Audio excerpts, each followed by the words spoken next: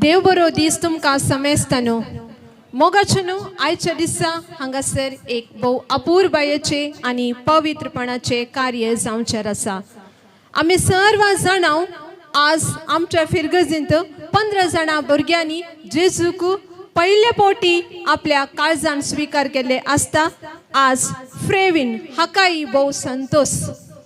तर मोगाचनो आज म्हाका हांगासर दोनी लँग्वेज हांगासर यूज करी जाय पडटा, कन्नಡ आनी कोंकणी।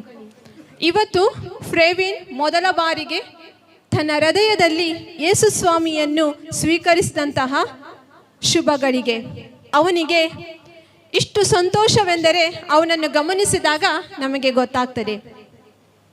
ಇದೀಗ ಫ್ರೇವಿನ್ ತನ್ನ ಪ್ರೀತಿಯ ಮಮ್ಮಿ ಡ್ಯಾಡಿ ಜೊತೆಗೆ ಈ ವೇದಿಕೆಗೆ ಬರುವಾಗ ನಾವೆಲ್ಲರೂ ಚಪ್ಪಾಳೆಯ ಮೂಲಕ ಅವರನ್ನು ಸ್ವಾಗತಿಸೋಣ।